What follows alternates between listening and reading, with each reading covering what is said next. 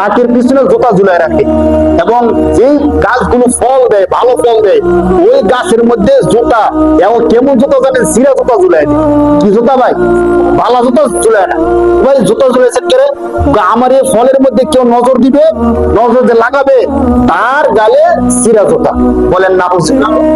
আরে ভাই, জুতা যদি মানুষের নজর থেকে বাঁচাইতে পারতো, তারা কত মানুষ, যে সুন্দরী মেয়েরা আছে, কত সুন্দরী বাচ্চারা আছে, তাদের বলা জুতা ঝুলাইতে নজর লাগবে। জুতার কোন ক্ষমতা আছে ভাই? বলেন, জুতার কোন ক্ষমতা আছে? নাই। আপনি গাছের মধ্যে জুতা ঝুলাই দিচ্ছেন, গাছের তো মুখ নাই। মুখ থাকলে বলতো, আমার উপর জুতা না ঝুলাই তোর উপর ঝুলা। আমি কি দোষ করছি তুই আমার উপর সিরা জুতা ঝুলাই দিছ? দেখি গাছের দোষ, যে নজর লাগে তার দোষ। পারলে যে নজর লাগাচ্ছে তার গলার দিয়ে সিরা জুতা ঝুলাই দেয়। বাকি আলোচনা হলো জুতা ঝুলাইলে নজর লাগে না, এই ধারণা করা শিরক। এই ধারণা করা কি ভাই? নজর থেকে হেফাজতের ক্ষমতা কার? কিন্তু সিরা জুতা ভাঙ্গা হাড়ি, হাড়ি আছে মাটির হাড়ি, মাটির হাড়ির মুখ যেটা, ওইটা কি দিয়ে লাগায় রাখে আমাদের? গরুর হাড়, গরুর দাঁত ইত্যাদি নিয়ে লাগায় রাখে। এর মানে কি ভাই? জুতাটা বাড়ি দিবেন, গরুর হাড়টা করবেন কি?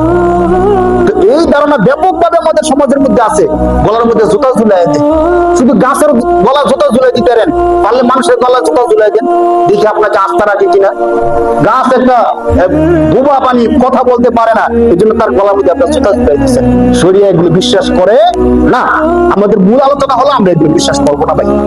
কেউ কখনোই বিশ্বাস করবো না যে বাচ্চার কপালে টিপ দিলে এই টিপ তাকে বদনজর থেকে বাঁচায়, ট্রাকের পিছনে জুতা ঝুলাই দিলে এই জুতা ট্রাককে অ্যাক্সিডেন্ট থেকে বাঁচায়, অথবা গাছের মধ্যে জুতা, সিরা জুতা ঝুলাই দিলে বা মালা ইত্যাদি ঝুলাই দিলে বদনজর থেকে বাঁচায়। এগুলো বিশ্বাস করবো না।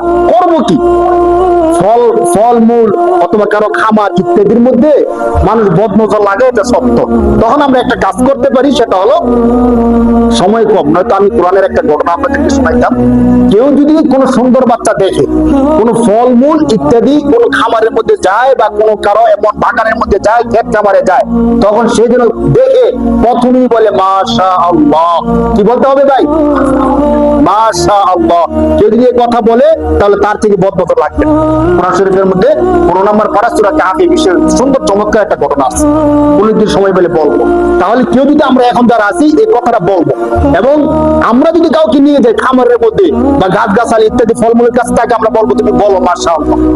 প্রয়োজনে বিলবোর্ডের মধ্যে এখানে লিখে দিব মাশাআল্লাহ। সে যদি নাও বলতে চায়, লেখাটা দেখে একবার সে বলে ফেলবে কি মাশাআল্লাহ। এই বিশ্বাস আমরা রাখবো।